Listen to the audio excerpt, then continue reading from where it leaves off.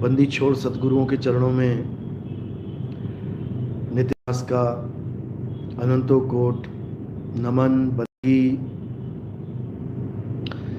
और आप सभी प्रेमियों को, मालिक के विवेकी हंसों को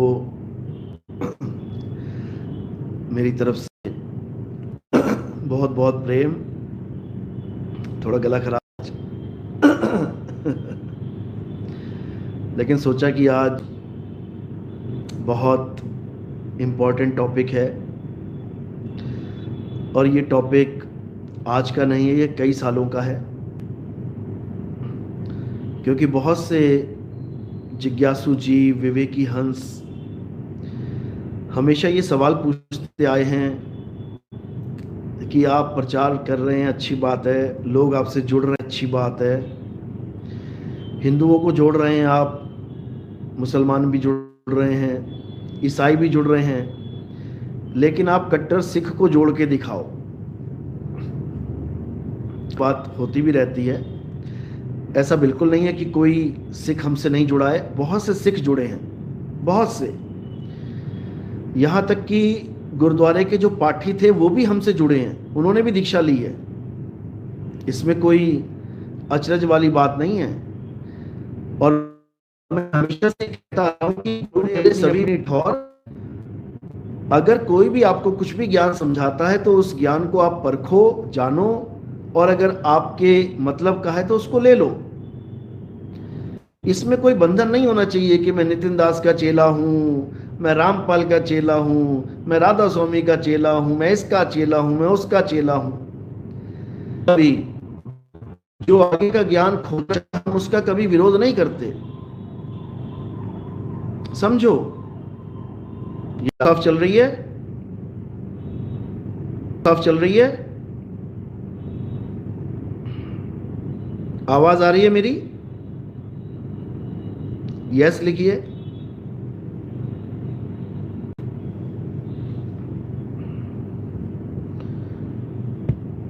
ओके, तो सिख वो होता है जो बिना भेदभाव के उस ज्ञान को प्राप्त करे जो उसके कल्याण के लिए अति आवश्यक है। जब बाबा नानक ज्ञान प्राप्त करके प्रचार के लिए निकले, तब एक भी सिख नहीं था, सिख धर्म ही नहीं था तब। बाबा नानक स्वयं हिंदू धर्म के थे, खत्री थे, वो खुद सिख नहीं थे, सिख कौम में नहीं थे, सिख कौम ही नहीं थी। जो बाबा नानक से जुड़ता गया, जो उनके द्वारा बताए मार्ग से जुड़ता गया, बाबा नानक ने उसका नाम सिख रख दिया। जैसे हमारे यहां कहते हैं शिष्यों चलो, इसी प्रकार बाबा नानक ने कहा सिखों चलो। तो जो जो बाबा नानक जी से जुड़ता गया वो सिख होता गया, यानी वो उनसे शिक्षा ग्रहण करने के लिए तैयार हो गया। अब बाबा नानक एक इंसान थे, आदमी कह लो, तो जो शिष्य थे वो बाबा नानक से जुड़ने लगे। बाबा नानक एक इंसान थे जो हर बात को बोल सकते थे, बोल के समझा सकते थे, इसलिए लोगों ने उनको गुरु धारण किया, उनके नाम के आगे गुरु लगा दिया, गुरु नानक। आप किसके शिष्य हो? गुरु नानक, गुरु नानक देव का शिष्य हूं मैं। यानी उन्होंने एक इंसान को गुरु स्वीकार किया। लेकिन आगे बाबा नानक जी ने क्या संदेश दिया? उन्होंने कहा भाई, असली गुरु, सच्चा गुरु वो है जिसका जन्म और मरण नहीं होता, उसे शब्द गुरु कहते हैं। अभी गुरु ग्रंथ साहब प्रकट नहीं हुए हैं, अभी गुरु ग्रंथ साहब की वाणियां नहीं लिखी गई हैं, अभी गुरु ग्रंथ साहब की वाणियों को एकत्रित नहीं किया गया है। अभी बाबा नानक ही गुरुदेव हैं। सब सिखों के गुरु बाबा नानक हैं उस वक्त। बाबा नानक की भी जो वाणियां हैं वो उन्होंने लिखी हैं। अभी उनको कोई दर्जा नहीं दिया गया गुरु ग्रंथ साहब का। तो बाबा नानक जो एक इंसान थे, आदमी थे, उनको गुरु स्वीकारा गया उन लोगों के द्वारा जो ज्ञान को प्राप्त करना चाहते थे, जो मुक्ति का नाम प्राप्त करना चाहते थे। उन्होंने एक इंसान को अपना गुरु, देहधारी को अपना गुरु स्वीकार कर लिया। अब बाबा नानक जब गद्दी का विस्तार आगे करते हैं, यानी वो अगले गुरु को जो उनकी गद्दी पे बैठेगा उसका चयन करते हैं, तो देखो कैसे चयन करते हैं। उनके अपने दो पुत्र थे, श्री चंद, लक्ष्मी चंद। उन दोनों को गुरु जी ने गद्दी नहीं दी, जबकि वो बड़े सिद्ध थे। बड़े बड़े सिद्ध महात्मा घुटने टेकते थे उनके आगे। एक नंबर के नाम जपने वाले थे वो, जप तप में श्रेष्ठ थे वो, ब्रह्म ज्ञानी थे वो। लेकिन फिर भी उनको गद्दी नहीं दी गई। किसको बैठाया गया? गुरु अंगद देव जी महाराज को। अब वो भी इंसान थे, वो भी देहधारी थे। यानी एक देहधारी ने दूसरे देहधारी को गद्दी सौंप दी। अब तीसरे गुरुजी आए, बुजुर्ग थे गुरु अमरदास जी। दूसरे देहधारी ने उनकी सेवा देख के इतनी सेवा करी, उन्होंने इतनी सेवा करी, बुजुर्ग थे बिल्कुल बूढ़े एकदम।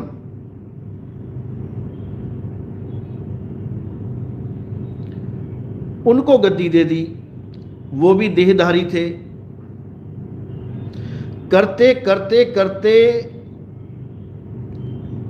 10वीं पातशाही तक, गुरु गोविंद सिंह तक ये गद्दी चलती आई।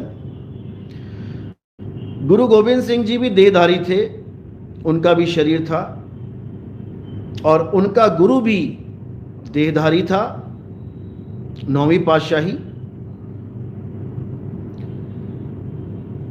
जिनका सिर कलम कर दिया गया था। दिल्ली शीशगंज जो गुरुद्वारा बनाए वो उन्हीं के यादगार में बनाए। देहधारी थे, शीश कलम कर दिया मुगलों ने।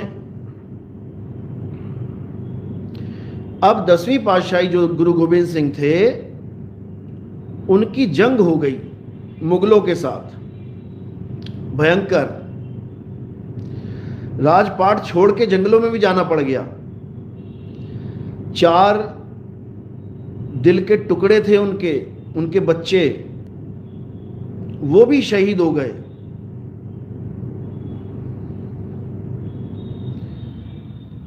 जब कोई रास्ता नहीं बचा कि भाई अब तो मुगलों के राज में तबाही मच रही है, तो उन्होंने क्या फैसला लिया, क्योंकि परमात्मा के विवेकी हंस भी थे और परमात्मा प्राप्त भी था। परमात्मा का संदेश उनके शिष्यों को अपने आप मिल जाता है। क्या संदेश मिला?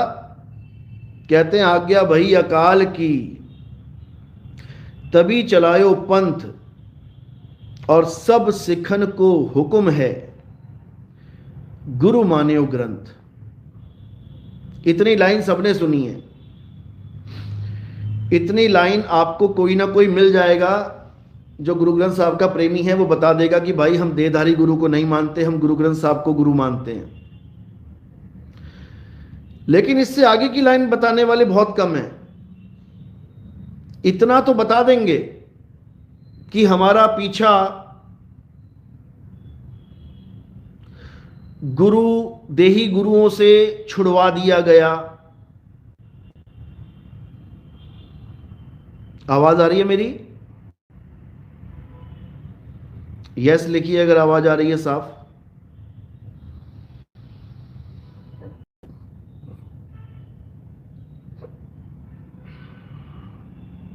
ओके।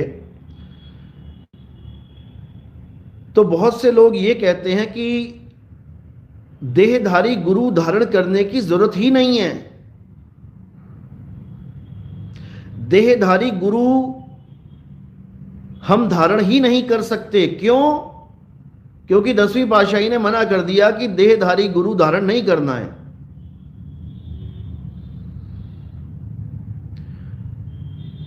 तो उनका गुरु कौन था? क्या उनका गुरु देहधारी नहीं था? क्या उनके गुरु का गुरु देहधारी नहीं था? क्या उनके गुरु के गुरु का गुरु और उनके आगे गुरुओं का गुरु देहधारी नहीं थे? क्या बाबा नानक देहधारी नहीं थे? तो यानी बाबा नानक को भी गुरु मानना बंद कर दिया जाए क्या?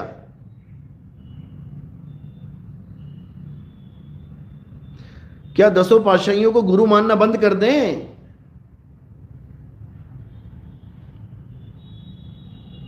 इसके पीछे बहुत बड़ा राज है। इसके पीछे बहुत बड़ा मालिक का जो खेल है उसको समझने के लिए अभी तुम्हारे पास इतनी बुद्धि नहीं है जो समझ पाओ कि ये क्या खेल चल रहा है, कैसे इस जीव को मुक्त करना है। ये परमात्मा जानते हैं, ये परमात्मा जानते हैं।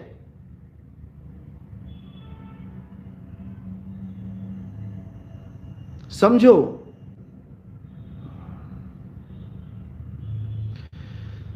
क्या कारण था कि गुरु मान्यो ग्रंथ बोलना पड़ा?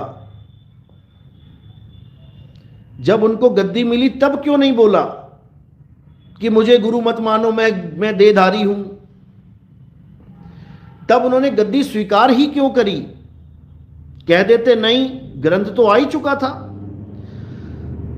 ग्रंथ का दर्जा ग्रंथ साहब को मिल चुका था, ग्रंथ का तो पाठ होता था। फिर तो 10वीं पातशाही को गद्दी लेनी ही नहीं चाहिए थी। वो कह देते भाई ग्रंथ साहब हमारे गुरु हैं और मुझे गद्दी पे नहीं बैठाया जाए, ग्रंथ साहब ही हमारा गुरु है। समझो,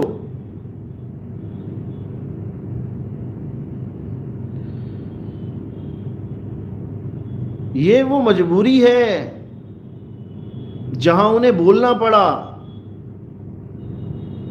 कि सब सिखों को हुक्म है गुरु मान्यो ग्रंथ, क्योंकि औरंगजेब के साथ युद्ध हो रहा था और अगला गुरु अगर वो किसी को निर्धारित कर देते, हालांकि उनके चारों जिगर के टुकड़े शहीद हो चुके हैं, किसी ना किसी संगत में से ही किसी को बैठाया जाना था, लेकिन औरंगजेब उसके पीछे पड़ जाता, उसका भी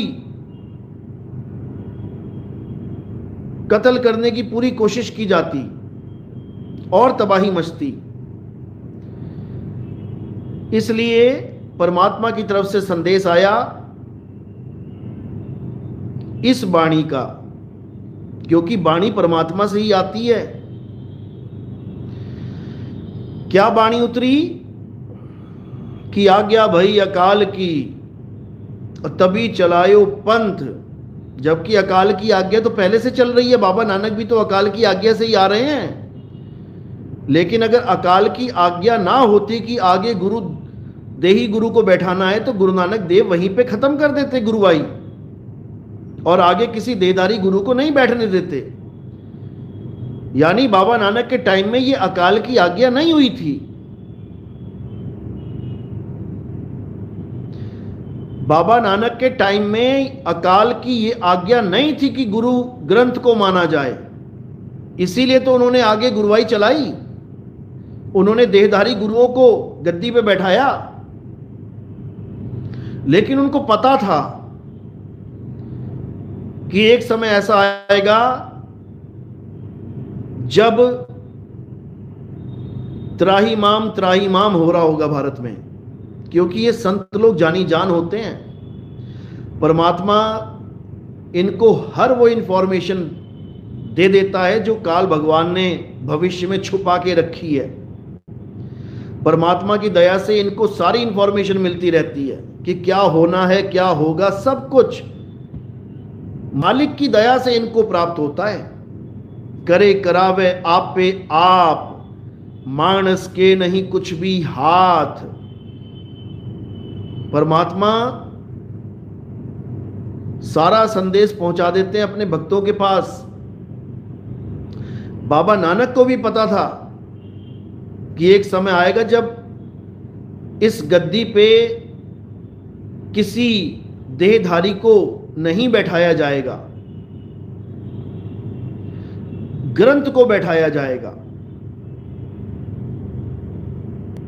लेकिन उन्होंने ये भी बता दिया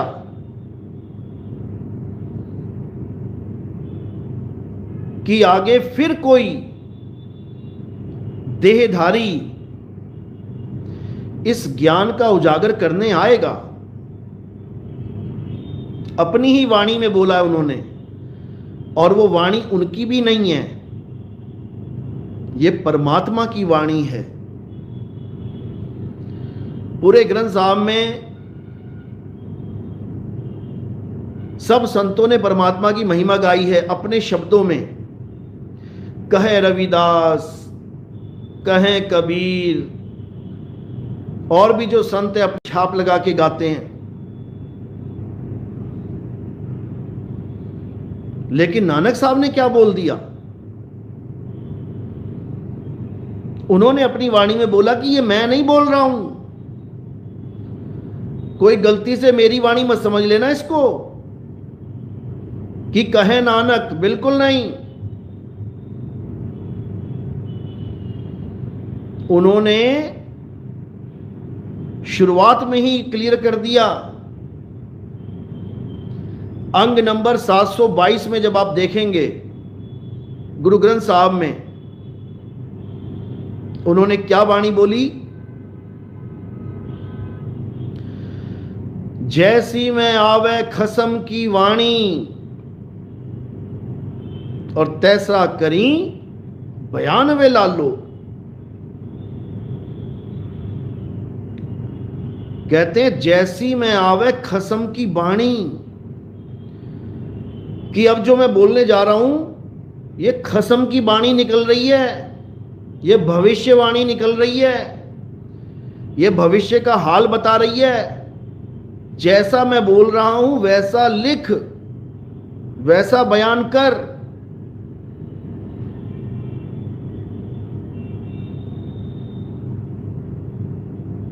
समझो, ये वाणी इस सवाल के साथ, इस सवाल का जवाब है कि हम गुरु ग्रंथ को माने कि गुरु बाबा नानक को माने, हम गुरु रविदास जी को माने या उनकी वाणी को माने, हम गुरु नामदेव जी को माने या उनकी वाणी को माने, हम गुरु कबीर साहब को माने या उनकी वाणी को माने, हम गुरु सारे संतों की वाणी को माने जो गुरु ग्रंथ साहब में दर्ज है, या गुरु ग्रंथ साहब की वाणी को गुरु माने।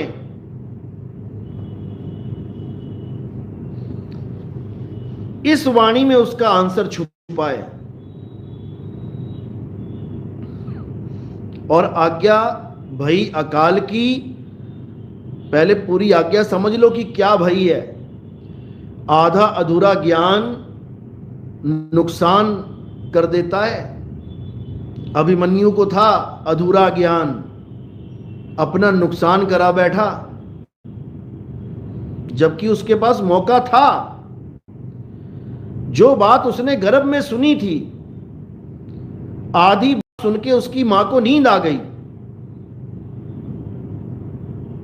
और आधी बात वो सुन नहीं पाया। अरे तो आधी बात गर्भ में सुन ली थी तो आधी बात गर्भ से बाहर आके सुन लेता। किसने मना किया था? जो बच्चा गर्भ में बैठा बैठा आधी बात यानी चक्रव्यूह को कैसे भेद के अंदर घुसना है, आधी बात गर्भ में बैठा बैठा सुन लिया, तो आधी बात गर्भ से बाहर निकल के जब जो शिक्षा ले रहा था शस्त्रों की, शास्त्रों की, तो भाई पूछ लेता पिताजी से कि पिताजी आधा ज्ञान तो मुझे हो गया था गर्भ में, लेकिन मेरी मां सो गई थी तो मैं आधी बात आपकी नहीं सुन पाया, मुझे वो बात भी सुना दो। लेकिन वो अपने ज्ञान को ही पूर्ण मानता रहा कि मुझे भाला चलाना आ गया, मुझे तीर चलाना आ गया, मुझे गदा चलानी आ गई, अब मैं कोई भी चक्रव्यूह तोड़ दूंगा। तोड़ ना पाया। इसी प्रकार ये जीव अधूरा ज्ञान सुन के सोचता है कि मैं तो पूर्ण ज्ञानी बन गया, मैं तो चक्रव्यूह तोड़ दूंगा। तोड़ नहीं दूंगा, तुझे तोड़ देगा काल भगवान। ऐसा तोड़ेगा हालत खराब हो जाएगी। इसलिए ज्ञान पूरा लो, पूरा ज्ञान लो, तब काम बनेगा। वाणी तक पूरी नहीं सुनाते ये लोग। क्या कहती है वाणी? जैसी में आवे खसम की बाणी। ये खसम की बाणी है। इसको जब तुम पूरा समझोगे तब तुम्हें समझ में आएगा अंत में क्या बोला बाबा नानक ने, कि खसम की प्लानिंग क्या है। ये कलयुग में जो सतयुग आएगा ये खसम लेके आएगा, खसम लेके आएगा ये सबका। और खसम के आने की तैयारी कर लो, खसम आने वाला है। कसम आने वाला है। और जब वो आएगा तो समझ लो कि क्या होगा। तो क्या बोला गया? आज्ञा भई अकाल की, तभी चलायो पंथ, सब सिखन को हुक्म है, गुरु मान्यो ग्रंथ। अब आगे देखो, गुरु मान्यो ग्रंथ, प्रगट गुरा की देह। ये क्यों नहीं बोलते? ये क्यों नहीं समझा रहे हैं? गुरु मान्यो ग्रंथ, प्रगट गुरा की देह। यानी गुरु ग्रंथ साहब को क्या बोल दिया कि प्रगट गुरा की देह। यानी वाणी को पढ़ो और समझो कि गुरुजी तुम्हारे सामने विराजमान है देह रूप में। देह रूप में, विदेह नहीं बोला कि विदेह बोल दिया। गुरु मान्यो ग्रंथ, प्रगट गुरा की देह।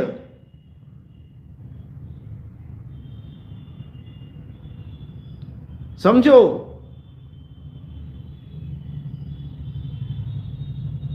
आगे क्या कह रहे हैं? जो प्रभु को मिलबोच है तो खोज शब्द में ले।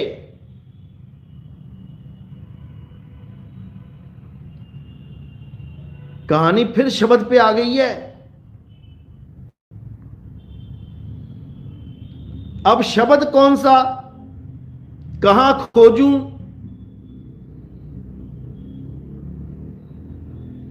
अब जिसको शब्द का भेद नहीं पता वो क्या कहता है कि गुरु ग्रंथ साहब में ही तो शब्द खोजना है। तो भाई गुरु ग्रंथ साहब में तो इतने सारे शब्द लिखे हैं, तो कौन सा शब्द पढ़ोगे?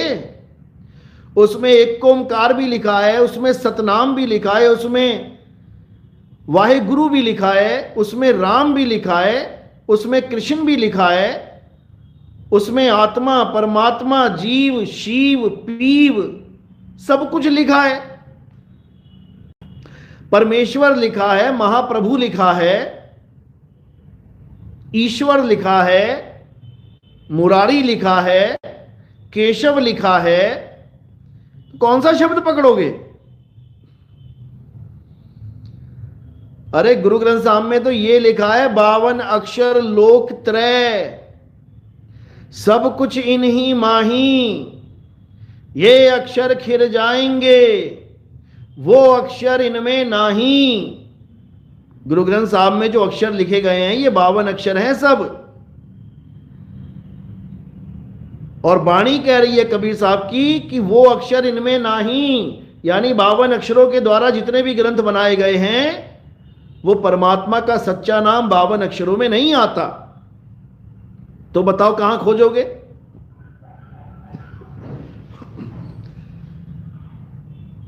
अंग नंबर 340 की वाणी है ये।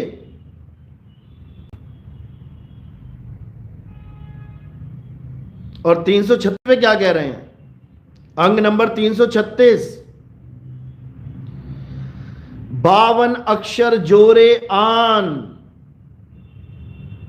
सक्या न अक्षर एक पहचान। समझा रहे हैं कि सारे ग्रंथ भर डाले तुमने, वेद, पुराण, गीता, भागवत, बाइबल, इंजील, कुरान, कतेब सब कुछ भर डाला। 52 अक्षरों को लिख लिख के, जोड़ जोड़ के, 52 अक्षर जोरे आन, और सक्याना अक्षर एक पहचान। उस एक अक्षर को नहीं पहचान पाए जो भेद सतगुरु बताता है। उस एक अक्षर का भेद बताता है सतगुरु, और ये 52 अक्षर छुड़वा देता है। इसमें नहीं खोजना है। सोई गुरु पूरा कहावे, 2 अक्षर का भेद बतावे, एक छुड़ावे, एक लखावे, तब प्राणी निज घर को जावे। ये एक इंसान ही भेद बता सकता है। बाबा नानक ने बताया लोगों को,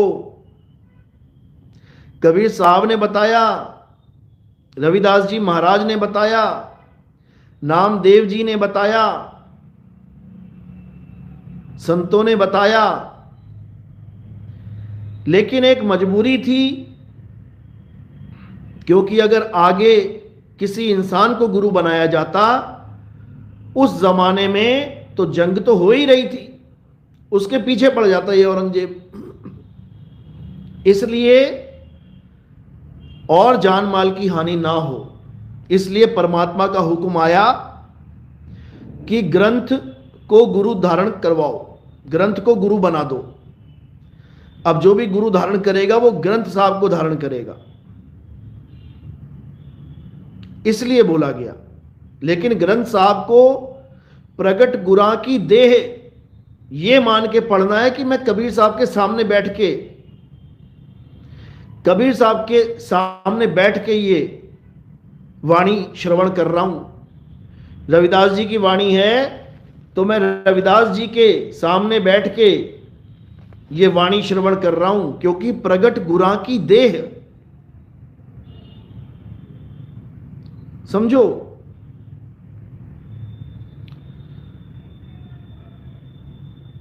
तो बाबा नानक ने अंग नंबर 722 में जो वाणी बोली है,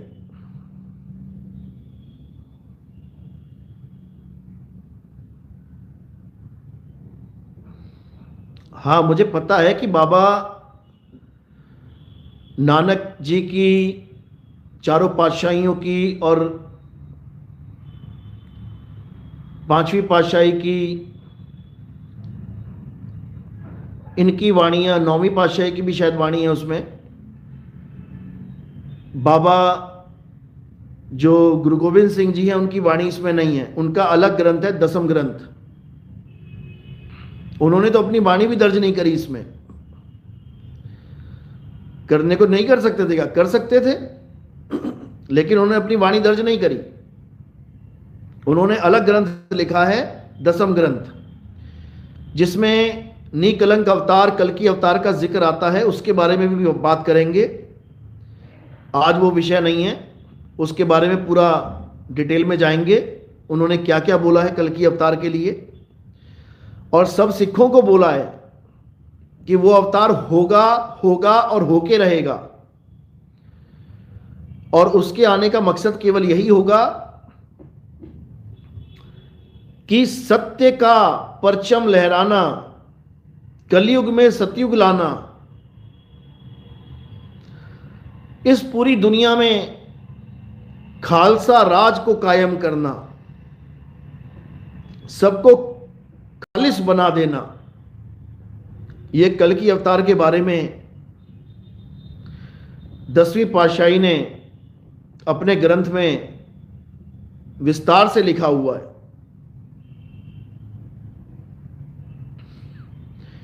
लेकिन बात चल रही है देहधारी गुरु की, कि देहधारी को गुरु मानना है कि नहीं मानना है। सिख धर्म में मानते ही आ रहे थे, 10 पातशाहियों को गुरु माना है, अरदास में उनके नाम भी आते हैं। एकाएक ये हुक्म हो गया, आज्ञा भई अकाल की, कि भाई अब जो ग्रंथ है वो गुरु का दर्जा प्राप्त करेगा। श्री गुरु ग्रंथ साहब जी को गुरु का दर्जा दे दिया गया। लेकिन बाबा नानक की जो वाणी है उसमें बिल्कुल क्लियर उन्होंने क्या बोला है कि जब सतयुग आएगा, यानी कलयुग में सतयुग आएगा, जिसको उन्होंने सच की बेला, सच की बेला यानी कि एक ऐसा समय, बेला यानी समय,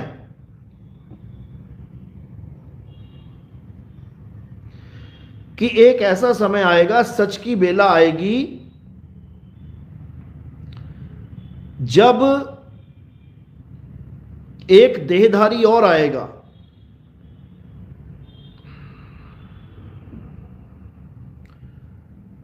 उसके लिए क्या बोला गया, आप पूरी बाणी पढ़ सकते हो, कि काया कप्पड़ टूक टूक होसी, यानी जब वो आएगा तो इस काया को कपड़ा बताकर, टूक टूक यानी नाशवान बता देगा। होगा तो वो देहधारी, लेकिन देह का खंडन करेगा।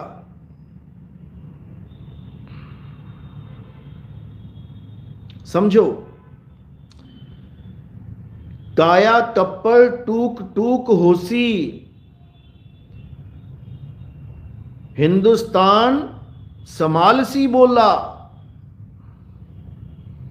यानी पूरा हिंदुस्तान एक आवाज में बोलेगा, यानी सत्य की बात करेगा, घर घर तक सत्य पहुंचेगा, सत श्री अकाल का डंका बजेगा, और काया कप्पड़ टूक टूक होसी, ये जितने देहधारी गुरु अपनी देह से जोड़ के बैठे हैं भक्तों को, इस काया कप्पड़ का टूक टूक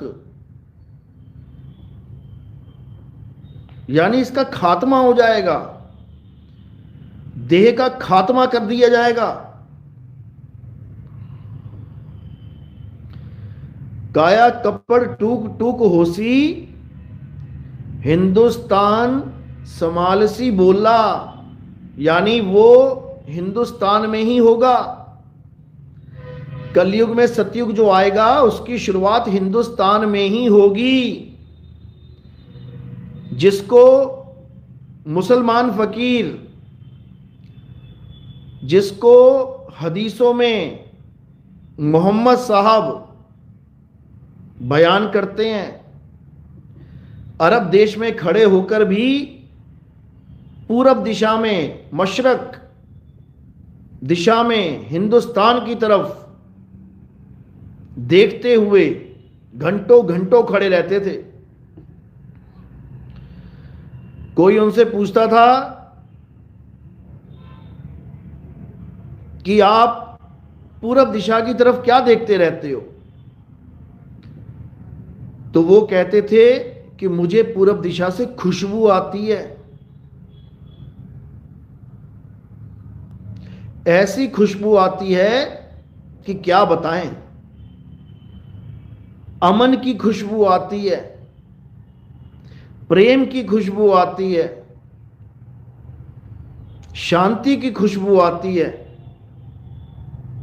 और होना हो हिंदुस्तान से ही वो मुहिम छिड़ेगा जो पूरी दुनिया को मुसलमान बना देगा। मुसलमान का मतलब ये नहीं कि टोपी पहना देगा, मूंछ मुड़वा देगा। मुसलमान का मतलब है मुसल्ला प्लस ईमान। मुसल्ला यानी बंदगी से संबंधित है, ईमान यानी व्यवहार से संबंधित है। यानी सब ईमानदार हो जाएंगे और बंदगी करना सीख जाएंगे, मुसल्ले पे खड़े होके मालिक की बंदगी करेंगे। इसी को गज़वाए हिंद नाम दिया गया हदीसों में। गज़वाए हिंद यानी हिंदुस्तान से ही वो गज़वा यानी मुहिम छिड़ेगा। यही बाबा नानक समझा रहे हैं। काया कप्पड़ टूक टूक होसी, हिंदुस्तान समालसी बोला। अब आगे क्या कह रहे हैं? आवण 78, जावण 97, होर भी उठसी मर्द का चेला। अब यहां पर बहुत जबरदस्त कोड लगा हुआ है। क्या है ये 78? क्या है ये 97? ये परमात्मा की वाणी है, ये आम आदमी नहीं खोल सकता इसको, क्योंकि उन्होंने शुरू में ही कह दिया कि जैसा मैं बोल रहा हूं बस वैसा तू लिख दे, बयान कर दे, पूछ मत कि ये क्या है। जैसी में आवे खसम की बाणी, तैसड़ा करी बयान वे लाल लो। बस तू लिखता जा, बयान करता जा, पूछ मत कि खसम क्या कह रहा है। वो जब बेला आएगी, सच की बेला आएगी, तो सबको खुद ही पता लग जाएगा क्या कह रहा है खसम।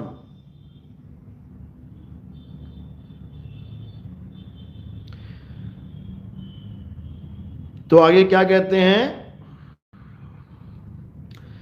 आन 78, जान 97, होर भी उठसी मर्द का चेला।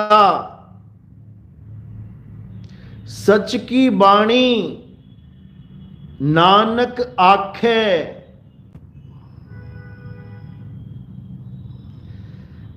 अब क्या कह रहे हैं? कह रहा हूं वो बाणी बिल्कुल सत्य है।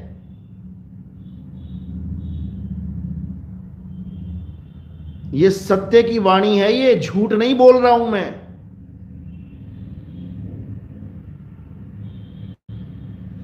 समझ लो।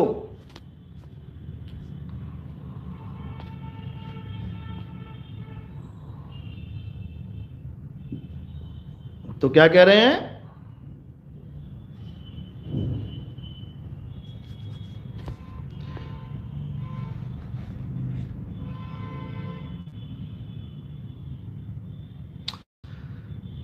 सच की बाणी नानक आखे।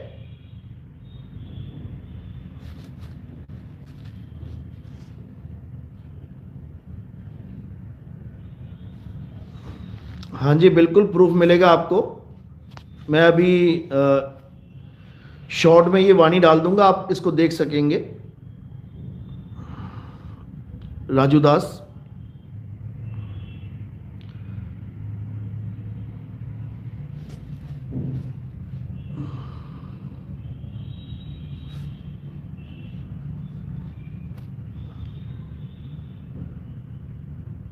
तो क्या कह रहे हैं?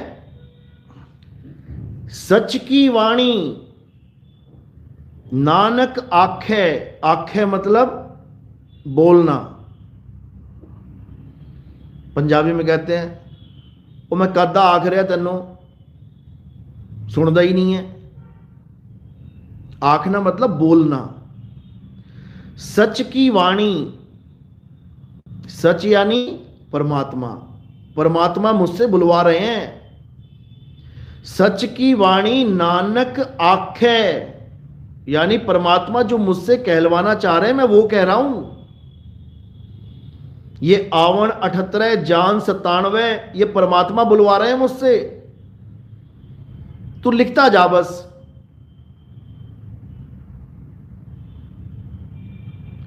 सच की वाणी नानक आखे, सच सुनाइसी सच की बेला। यानी जो मैं बोल रहा हूं ये सब सच ही होने वाला है, होके रहेगा। कब होगा? सच की बेला। बेला यानी समय। कहते जब वो समय आएगा, जब वो समय आएगा, जब कलयुग में सतयुग आएगा, ये मेरी जो वाणी है ये तब समझ में आएगी लोगों को मैं क्या कह रहा हूं। क्योंकि ये मैं नहीं कह रहा हूं, ये वो कह रहा है जिसने आज्ञा दी थी ग्रंथ साहब को गुरु बनाने की। ये वो बोल रहा है जिसने आज्ञा दी थी कि सभी सिखन को हुक्म है गुरु मान्यो ग्रंथ। किसने दी थी? आज्ञा भाई अकाल की। अकाल कौन है? खसम है हमारा। ये अकाल हमारा खसम है। इसी खसम की वाणी नानक साहब दोहरा रहे हैं। जैसी में आवे खसम की वाणी, तैसड़ा करी बयानवे लालो। तो ये खसम की जो वाणी है, ये वाणी क्या कह रही है कि आवन 78 जान 97 होर भी उठसी मर्द का चेला। कि एक मर्द का और जो दुनिया को सत्य की राह बताएगा, असत्य की जड़ें उखाड़ देगा, काया को टूक टूक खात्मा कर देगा काया का। काया कप्पड़ टूक टूक होसी, हिंदुस्तान समाल सी बोला। पूरा हिंदुस्तान एक आवाज में, एक बुलंद आवाज में सत्य का परचम लहराएगा। और फिर ये भारत, ये हिंदुस्तान विश्व गुरु बन जाएगा। तो अच्छी बात है, गुरु ग्रंथ साहब का हम पूरा सम्मान करते हैं। हमारे भी संतों की वाणियां उसमें हैं, हमारे सारे संत हमारे ही हैं। लेकिन जिस पंथ में हम जुड़े हुए हैं, कबीर पंथ नाम है इसका, कबीर साहब की वाणियां सबसे ज्यादा वाणियां कबीर साहब की ही दर्ज है गुरु ग्रंथ साहब में। तो अगर ज्यादा के हिसाब से देखो तो सबसे भारी पलड़ा कबीर साहब का है। सबसे ज्यादा सम्मान उनकी वाणियों को दिया गया है। नंबर 1 पे वही है। और जो बरेली वाले महापुरुष थे, अब तो शरीर छोड़ दिया उन्होंने। बरेली में खालसा जो नीले वस्त्रों में होते हैं, गुरु की फौज होती है, निहंग सिख कहते हैं उनको। उन्होंने तो अपने सत्संगों में इतना खुलासा किया, इतना खुलासा किया कबीर साहब के ऊपर कि भाई अगर इस दुनिया में, ऑल ओवर वर्ल्ड में किसी को सत्य प्राप्त हुआ तो पहला इंसान कबीर है। निहंग सिख होके उन्होंने बाबा नानक को 2nd नंबर पे डाल दिया। बरेली में हैं, अब तो नहीं है, शरीर छूट गया उनका। लेकिन मैंने दो चार सत्संग उनके सुने थे, कबीर साहब के ऊपर उन्होंने बहुत अच्छा बोला कि अगर किसी को सत्य मिला इस दुनिया में तो बड़े बड़े ऋषि मुनि तो प्राप्ति नहीं कर पाए, ब्रह्मा विष्णु महेश को भी उन्होंने कह दिया वो प्राप्त नहीं कर पाए। अगर किसी को प्राप्ति हुई है तो नंबर 1 पे कबीर साहब को हुई है, वहीं से सिख पंथ चला है। उन्होंने तो ये भी कह दिया कि कबीर ना होते तो किसी को भी ज्ञान नहीं होता। अच्छी बात है उन्होंने इतनी बात बोली, लेकिन असली भेद वो भी ना जान पाए कि करना क्या था। केवल इससे थोड़ी नहीं कल्याण हो जाएगा कि कबीर साहब नंबर 1 पे थे और बाबा नानक नंबर 2 पे थे और वो नंबर 3 पे और वो नंबर, इससे कल्याण नहीं होगा। कल्याण इससे होगा कि कबीर साहब ने ज्ञान क्या समझाया दुनिया को। 52 अक्षर जोरे आन, सकिया न अक्षर एक पहचान। क्या वो एक अक्षर तुमने जान लिया? अगर वो एक अक्षर तुमने जान लिया है तब तो कल्याण हो जाएगा, और नहीं जाना तो कबीर पंथी होकर भी तुम्हारा बेड़ा गर्क हो जाएगा। कोई इस गलतफहमी में ना रहे कि कबीर साहब की पूजा करते हैं काल से तो बचा ही लेंगे। अरे पूजा पाठ तो वो मना कर रहे हैं और तुम कर रहे हो। वो पूजा पाठ को मना कर रहे हैं, तुम कर रहे हो, कैसे बचाएंगे तुम्हें? मैं तो कबीर कबीर नाम जपता हूं, मुझे तो बचा ही लेंगे। अरे वो नाम छुड़वाने आए हैं और तू नाम जप रहा है, कैसे बचाएंगे तुझे? कैसे बचाएंगे? मैं तो त्रिकुटी पे ध्यान लगा के बैठता हूं, मुझे कबीर साहब के दर्शन हो जाते हैं। अरे त्रिकुटी छुड़वाने आए थे वो। कैसे बचाएंगे तुझे? नहीं समझ में आ रही बात।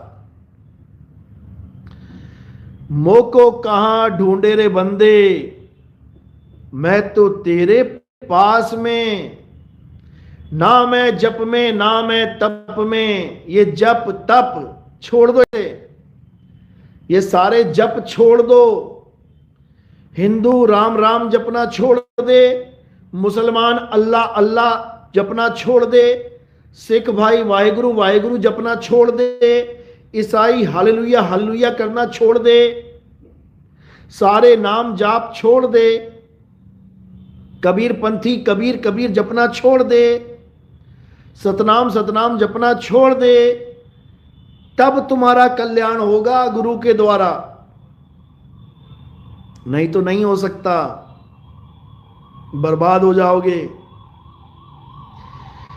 तो वो सच की बेला आ गई है। अब वो ज्ञान इस संसार में उजागर होगा जिसे आत्म ज्ञान कहते हैं। गुरु ग्रंथ साहब में वाणी दर्ज है, आत्म देव पूजिए गुरु के सहज सुभाए। अब देखो गुरु ग्रंथ साहब कह रहे हैं कि आत्म देव पूजिए, और कौन पूज रहा है आत्मदेव? एक भी दिखा दो कोई पूज रहा हो आत्मदेव।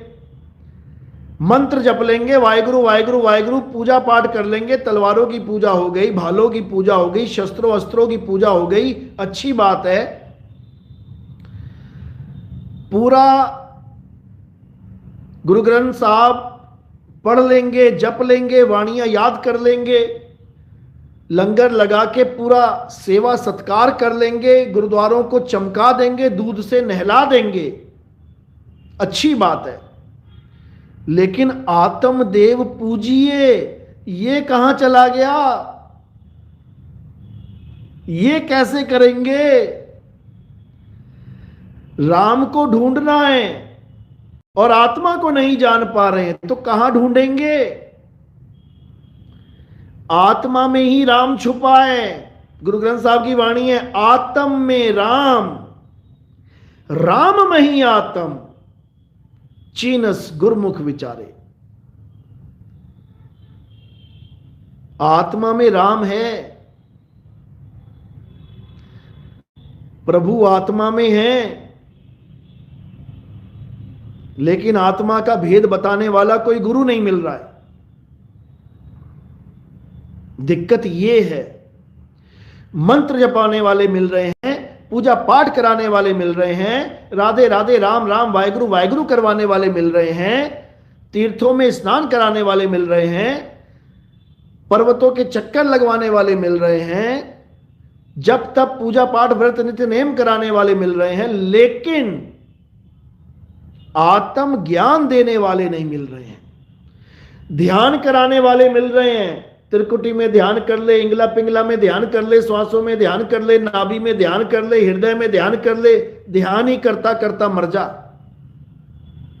लेकिन आत्मा का ज्ञान बताने वाला कोई नहीं मिल रहा है। समझो। और कबीर साहब कह रहे हैं, जल में मीन प्यासी, मोहे देखत आवे हासी, आत्म ज्ञान बिना नर भटके, कभी काबा कभी काशी। बिना आत्म ज्ञान के भटकते रह जाओगे। आत्म ज्ञान है नहीं तो क्या करोगे? मंत्र जपोगे, तंत्र करोगे, तीर्थों के चक्कर काटोगे। कोई काशी को भाग रहा है, कोई केदारनाथ को भाग रहा है, कोई हेमकुंड साहब भाग रहा है, कोई केरल में मंदिरों के दर्शन करने के लिए भाग रहा है, कोई कहीं भाग रहा है, कोई कहीं भाग रहा है, कोई मक्का मदीना भाग रहा है। ये दौड़म दौड़ क्यों लगी हुई है पता है? क्योंकि आत्मा का ज्ञान नहीं है। आत्मा में परमात्मा का वास है। जो प्रभु को मिलबोच है तो खोज शब्द में ले। और शब्द क्या है? ये शब्द भेदी गुरु बताएगा, मंत्र नहीं जपवाएगा, मंत्रों को छुड़वाएगा, 52 अक्षरों को छुड़वाएगा। गरीबदास जी समझा रहे हैं, 52 अक्षर लोक त्रय, 52 अक्षर लेख राम रंग हो रही हो। यानी 52 अक्षर क्या है? लेख है। लेख, लेख का मतलब होता है लिखने में आ जाए, उसे लेख कहते हैं। रामपाल जी महाराज ने क्या बता दिया? 52 अक्षर क्या हैं? संस्कृत भाषा के हैं। संस्कृत भाषा के जितने ग्रंथ हैं उसमें परमात्मा का नाम नहीं लिखा गया है। ये अनुवाद कर दिया इस दोहे का, मूर्ख बना दिया सबको। जबकि वाणी कह रही है 52 अक्षर लेख। लेख यानी लिखने में आते हैं। ये मंत्र जंतर लिखने में आते हैं। ये सब 52 अक्षरी मंत्र हैं। छोड़ो इसको। 52 अक्षर लेख राम रंग होरी हो, वो अक्षर या में नाही राम रंग होरी हो।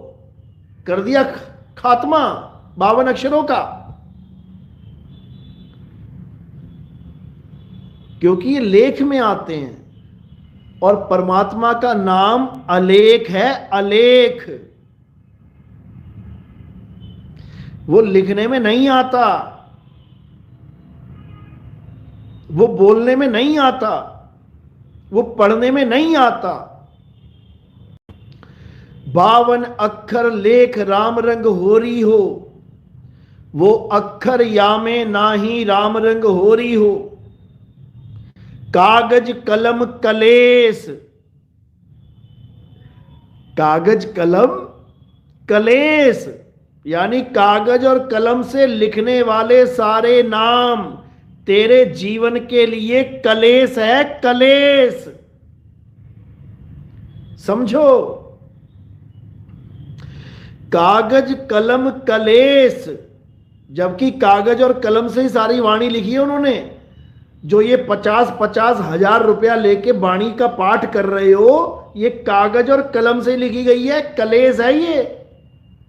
गुरु ग्रंथ साहब की वाणी 50-50 हजार में ये गा के पैसा इकट्ठा कर रहे हैं। गुरु ग्रंथ जो गरीबदास जी महाराज का है, गरीबदास जी ने 5 पैसा नहीं लिया कभी से, कभी किसी से। गरीबदास जी महाराज ने 5 पैसा ना लिया कभी किसी से। फ्री में वाणी दी है समाज को। और ये उनकी फ्री की वाणी को 20-20 हजार, 50-50, 1-1 लाख रुपए का पाठ करवा रहे हैं। बताओ, बेवकूफ बना दिया जीवों को। समझो। तो कह रहे हैं कागज कलम कलेस, ये कलेस है। राम रंग हो रही हो, वो रहा शेष के शीस राम रंग हो रही हो। ये भेद है, और इस भेद को भेदी गुरु बताता है। समझ लो। नहीं स्याही का काम, राम रंग हो रही हो। स्याही का कोई काम नहीं है परमात्मा का नाम में। वो लिखा ही नहीं जा सकता, तो स्याही क्या करोगे? अचार डालोगे स्याही का? गुरु ग्रंथ साहब में इसी को बोला गया है कि कीर्तम नाम, यानी कृत्रिम, नकली, कीर्तम नाम कथे तेरे जीबा, सत्य नाम तेरा परा पुरबला। यानी हे परमात्मा, हमारे मुंह से बोले जाने वाले सारे नाम ये नकली नाम है, कृत्रिम। लेकिन जो तुम्हारा असली नाम, जो तुम्हारा सच्चा नाम है, सत नाम है, वो बोलने लिखने में नहीं आता, वो वाणी का विषय नहीं है। समझ लो, वो अलग ही चीज है मेरे भाई। वो केवल एक तत्वदर्शी संत, जिसे तत्व और नितत्व दोनों का ज्ञान हो, यानी सत्य तत्व और असत्य तत्व दोनों का ज्ञान हो, ये वही बता सकता है। उसी को आत्मज्ञानी संत कहते हैं, जो काया रूपी 5 तत्वों का, नाशवान तत्वों का और आत्मा रूपी अविनाशी तत्व का ज्ञान रखता हो, उसे आत्मज्ञानी संत कहते हैं। ये मंत्र जपाने वालों की बस की बात नहीं है। ये तत्वदर्शी बड़े बैठे हैं, ओम कलियम हरियम शरियम भरियम धरियम जप लो, इनके बस की बात नहीं है। आज एक फोन आया था रामपाल जी के शिष्य का, था तो विवेक की बात समझ गया। पूछने लगा कि हम नाम नहीं जपेंगे तो हम काल भगवान का ऋण कैसे चुकाएंगे। मैंने कहा भाई, काल भगवान का ऋण कैसे चुकाया जाता है मुझे ये तो बता दो। जिस मकान में तुम रहते हो, बिजली तुम फूंकते हो, खाना तुम खाते हो, पानी तुम पीते हो, सड़क पे तुम जाते हो कार लेके, कौन सा ऋण तुम नहीं चुका रहे हो ये बताओ। रहने के लिए हाउस टैक्स, खाने के लिए सारा माल खुद खरीद के टैक्स दे के खा रहे हो, बिजली का बिल तुम दे रहे हो, टैक्स इंक्लूड लग के आता है, बच्चों की पढ़ाई तुम करवा रहे हो, 18% जीएसटी के साथ मिलती है, मकान तुम बनवा रहे हो, सीमेंट सब जीएसटी के साथ, सब कुछ तुम लगा रहे हो पैसा। तुम ये बताओ कि ऋण है क्या जो मंत्र से चुकाया जाएगा? काल के लोक में रहने का ऋण अगर काल के मंत्र से चुकाया जा सके तो भैया पैसा क्यों दे रहे हो तुम किसी को? पहले तुम पैसा दो, बिजली का बिल भरो, मकान का बिल भरो, खाने का पैसा दो, चलने का पैसा दो, रहने का पैसा दो। उसके बाद कह रहे कि काल भगवान के लोक में रहने का और सुख सुविधाओं को जो ऋण है वो इन मंत्रों के द्वारा उतारा जाएगा। अरे निकम्मो, ये पैसा लूट लूट के तुमसे बड़े बड़े आश्रम बना लिए इन्होंने 15-20 सालों में, तुम्हें अभी भी अकल नहीं आई कि ये छुड़ाने वाला नहीं, ये बसाने वाला गुरु है। ये इस लोक से छुड़ाने वाला नहीं, इस लोक में बसाने वाला गुरु है। तुम्हें सारी सुख सुविधाओं का लालच दे दे के काल का नाम जपवा रहा है। अरे सीता माता रावण के यहां रही, जितने भी साल रही, क्या उसने रावण रावण जपा? हरे रावण, हरे कुंभकर्ण, हरे मेघनाद हैं। अरे मूर्खों, जो अकेली सीता रावण के पास रही, उसे खाने की कमी नहीं रही, उसे रहने की कमी नहीं रही, बढ़िया वाटिका में एकदम बढ़िया जगह उसको खुशबूदार फूलों के बीच में रखा गया, खाने के लिए बढ़िया बढ़िया पकवान मिले, एक बार भी रावण रावण ना किया, सारा इंतजाम हो गया उसका। तुम्हें निकम्मो अपने परमात्मा पे भरोसा नहीं है कि हम काल का नाम नहीं जपेंगे तो परमात्मा हम पर दया नहीं करेगा हैं? अरे साहिब इतना दीजिए, जा में कुटुंब समाए और मैं भूखा ना रहूं, साधु भूखा ना जाए। तो काल भगवान से मांगना था क्या ये? हे काल इतना दीजिए, जा में कुटुंब समाए। अकल की कमी है तुम लोगों में। और तुम एक बात बताओ, तुम किसी गांव में रहते हो, गांव में सड़क नहीं है, लोगों के खेतों में से निकल के जाना पड़ता है।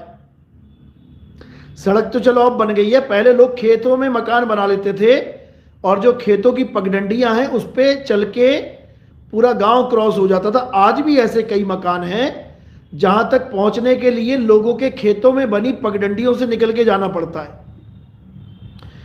तुम काल के लोक में युगों युगों से रहते हो और तुम्हें यहां से जाते वक्त अक्षर पुरुष के खेत में से निकल के जाना है। अब रामपाल जी महाराज तुम्हें यह कह रहा है, जो तुम्हें सतनाम दिया है कि उसमें एक नाम ओम काल भगवान का है और एक सोहंग अक्षर पुरुष का है, यानी काल भगवान का भी ऋण चुकाना है, अक्षर पुरुष का भी ऋण चुकाना है। अरे निकम्मो, जितनी बार तुम ओम सोहंग करोगे एक सांस में, तो तुम उतना उतना ऋण इकट्ठा कर रहे हो, चुकाने के लिए पैसा इकट्ठा कर रहे हो। जितना काल का उतना अक्षर पुरुष का, जितना काल का उतना अक्षर पुरुष का। तो तुम मान के चलो गांव में किसी मकान में रहते हो, 1,00,000 रुपया उसका किराया भाड़ा है, जिसने तुम्हें मकान दिया है उसको तुम 1,00,000 रुपए तो समझ में आता है। अरे जिसकी गली में से निकलना है, जिसके खेत में से निकलना है, खेत की पगडंडी पे चलते हुए निकल, उसको भी 1,00,000 रुपया दे दोगे? अरे मूर्खों, ओ मूर्खों, थोड़ी बुद्धि चला लो अपनी। काल भगवान के लोक में रहते हो, समझ में आता है, खाते हो पीते हो, सारा मनोरंजन करते हो, समझ में आता है कि चलो दे दिया, काल भगवान का ऋण उतार दिया। अक्षर पुरुष के तो लोक में भी नहीं रहते तुम, वहां भी उतना पैसा दोगे जितना काल भगवान का नाम जपा जा रहा है। क्या मूर्ख बना दिया तुमको इस गुरु ने। बुद्धि नाम की चीज भ्रष्ट हो गई है। गला खराब हो गया मेरा पूरा, तुम्हें समझा समझा के अब 2 दिन रेस्ट मोड में जाना पड़ेगा। खैर, वो बंदा अच्छे से समझ गया है, उसकी रिकॉर्डिंग डाल देंगे, समझ में आ जाएगा कितने प्रेम से समझाए। और विवेकी हंस था, 1 घंटा लग गया समझाने में, लेकिन समझ गया। चलो आप भी समझ जाओ। गुरु मान्यो ग्रंथ अच्छी बात है, लेकिन गुरु मान्यो ग्रंथ प्रगट गुरा की देह, इसको मत भूल जाना। यानी चाहे मुझे मानो, चाहे मेरी लिखी वाणी को मानो, एक ही बात है। क्योंकि शरीर होगा तभी तो वाणी लिखूंगा मैं। और तुम केवल वाणी वाणी को मानो और जिन गुरुओं की वाणी है उनको ना मानो, तुम ज्ञान ज्ञान को मानो और जिस गुरु ने ज्ञान दिया उसको ना मानो, तो दुर्गति हो जाएगी तुम्हारी। इसलिए गुरु मेरे सभी बड़े। ठीक है, तुम्हारी गुरुजी से खटपट हो गई है, तुम्हें गुरुजी अच्छे नहीं लगते, या तुम और कोई ड्रामा करने आए थे, पंथ में निकाल दिया तुमको तुम्हारे गुरु ने, तो साइड हो जाओ। गालीबाज मत बनो। गालीबाज बनोगे, स्पेशल जेलें बनी हुई हैं काल भगवान की कोठरी में, ऐसी जगह ठोके जाओगे, निकल ना पाओगे कभी जन्मों जन्म। क्योंकि वाणी कहती है, संत का निंदक महाहत्यारा, संत का निंदक परमेश्वर मारा। परमेश्वर भी उसकी मदद नहीं करता जो संत का निंदक होता है। और तुम तो गुरु की ही निंदा कर रहे हो। समझ लो, होती है खटपट, गुरुओं और चेलों में हो जाती है खटपट। हमारे आश्रम में भी राजनीतियां चली, हमारी भी खटपट हो गई चेलों के साथ, गुरुजी के चेलों के साथ। ऐसा मौका भी आ गया कि हमें आश्रम छोड़ना पड़ गया, लेकिन ये जोड़े हाथ, हमने उस आश्रम को छोड़ा, लेकिन अपने गुरु को दिल से नहीं निकाला, ना ही हमने गुरु के लिए कोई अपशब्द बोले। आज भी हमने जब गुरु चेंज किया तो देखो मालिक की कृपा, गुरु वैरागपति साहिब जिनसे मैं जुड़ा था, लेकिन आश्रम के षड्यंत्र के चलते मुझे वो आश्रम छोड़ना पड़ा। और मैंने जब अगला गुरु ग्रहण किया तो अपने पुराने वाले गुरुजी से परमिशन लेके, रिकॉर्डिंग पड़ी है मेरे पास कि गुरुजी मैं अगला गुरु धारण करने जा रहा हूं। हालांकि मुझे जरूरत नहीं है, कबीर साहब को भी जरूरत नहीं थी, लेकिन जग मर्यादा कारणे गुरु किया रामानंद, अरे शब्द हमारा गुरु है सदा हमारे संग। तो जब हमने गुरुजी से परमिशन मांगी तो गुरुजी ने परमिशन दे दी। यही संतों के लक्षण है, वो कभी रोकते नहीं किसी को। जिसको आना है आओ और जिसको जाना है जाओ। तो हमने जब दूसरा गुरु धारण किया, जिस कलीनापुर की मैं जयकारा लगाता हूं, कलीनापुर धाम की जय, वहां जो संत विराजमान थे, देखो मालिक की दया कि उनका नाम भी सतगुरु वैरागपति साहिब था। यानी मेरी जुबान से किसी और गुरु का नाम नहीं निकलवाने दिया परमात्मा ने किसी और गुरु का नाम नहीं निकलने दिया परमात्मा ने। आज भी मैं वैरागपति साहिब के जयकारे लगाता हूं, दोनों को एक ही श्रेणी में रखता हूं मैं, दोनों ही हमारे गुरु हैं। हम क्यों किसी से बैर करें, हम क्यों किसी से झगड़ा करें, हम क्यों किसी के साथ मन मुटाव रखें। कबीर खड़ा बाजार में चाहे सबकी खैर, और ना काहू से दोस्ती ना काहू से बैर। हमारा कोई शिष्य कहता है कि आपके गुरुदेव आ रहे, हम दर्शन करना चाहते हैं, जाओ, बिल्कुल जाओ, हमारे यहाँ ऐसा कोई मनाही नहीं है। हमारे कई शिष्य गए गुरुजी के पास, जाओ। अरे केवल हमारे गुरुजी ने, किसी का भी गुरुजी आ रहा है, दर्शन मेला करने को हमारे यहां कोई मनाही नहीं है। किसी का भी सत्संग सुनने को हमारे यहां कोई मनाही नहीं है। और अगर तुम्हें लगता है कि हमारे पास जो ज्ञान है वो अधूरा है और तुम्हें कोई पूरा ज्ञान मिल रहा है, तब भी हमारे यहां कोई मनाही नहीं है। तुम खुश होके जाओ, हमें भी लेके जाओ। दुख तो तब होता है जब हमें बिना बताए चले जाते हो।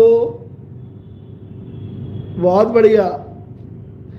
जब आगे बढ़ना चाह रहे थे तो हमसे सहारा लेके आगे बढ़ना चाह रहे थे, और जब खुद आगे बढ़ रहे हो तो चुपके चुपके लेके जा रहे हो अपने आप को, और हमें कौन लेके जाएगा? हैं? आंखें बचा के निकल रहे हो, यानी तुम्हें गुरु से प्रेम ही नहीं था कभी। हमें यहीं छोड़ के चले जाओगे क्या? हमें भी ले जाओ लेकिन उसको पता है कि आगे नहीं बेटा, पीछे जा रहा हूं, और गुरुजी ऐसे घसीटेंगे ना इसलिए बोलता नहीं है, चुप करके निकल जाता है। और कोई पूछे तो डायलॉग यही मारेगा, आगे का ज्ञान मिल गया है। अरे आगे का ज्ञान मिल गया तो बता तो दे, हमें भी आगे बढ़ा दे भाई। तो चलो, गला अब गवाही दे रहा है कि बस बहुत है चलो अब मिलेंगे 16 तारीख के सत्संग में, जो पंजाब में ही होगा। मालिक की कृपा रही तो मुलाकात होगी। बोलिए परमपिता परमात्मा की सदा ही जय हो। और 1 तारीख का गाजियाबाद में भव्य प्रोग्राम है, आप सब को निमंत्रण है। लेकिन जो भी आना चाहता है पहले रजिस्ट्रेशन करवाए। बिना रजिस्ट्रेशन के एक भी शक्ल नहीं दिखनी चाहिए। अरे तुम ही लोग कानून तोड़ोगे तो बाकी को क्या सिखाओगे? एक भी अगर शक्ल ऐसी दिखाई दे गई जो बिना रजिस्ट्रेशन करवा करवा के आया है, पूछूंगा मैं। याद रखना, बिना फोन किए कोई आ जाएगा ना तो पूछूंगा मैं। तुम ही नियम तोड़ोगे तो बाकियों को क्या सिखाओगे? चलो।